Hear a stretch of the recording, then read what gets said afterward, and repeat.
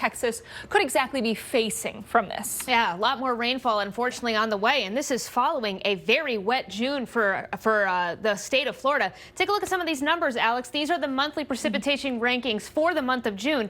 Gainesville and Naples were ranking #1 on record for the wet June, and unfortunately, we're already seeing more impacts from the remnants of this tropical system, which just keeps hanging on. Right, and interesting that, not too long ago we were just talking about Florida being in a drought and having all the fires, and now, boy, have the tides turned. That's completely turned. We've seen a lot of moisture coming in from the deep tropics to Florida. We've got more on the way, and this is not just your afternoon thunderstorm type. This is very deep tropical moisture coming in with that system. So they've got a lot to look forward to in the next couple days. We would expect to see some rainfall. It's the rainy time of the year, but we're seeing maybe locally up to 3 to 5 inches in South Florida with that system making its way through. Okay, so some tropical downpours definitely in the cards. We talk about that being the norm in Florida, but especially over the next few days. Especially over the next few days. And it's not just Florida, too. That storm will be continuing off into the Gulf Coast, so watch for that area of moisture to head towards eastern Texas, maybe into Louisiana. So we're expecting to see impacts from multiple different states for this system. All right, watching, not expecting development out of this, but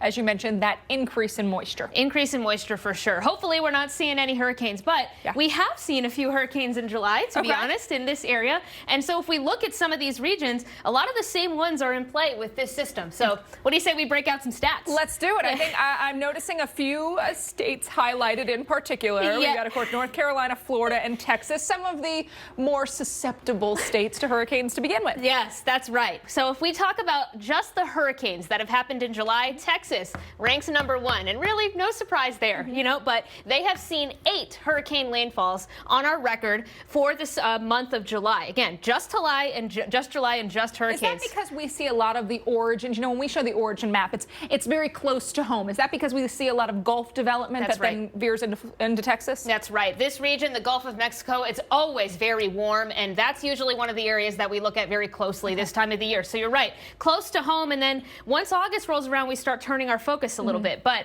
who do you think came in #2? For July, I want to say Florida, but it makes me feel like I should pick North Carolina. No, you're right. Okay. I'm not trying to trick you.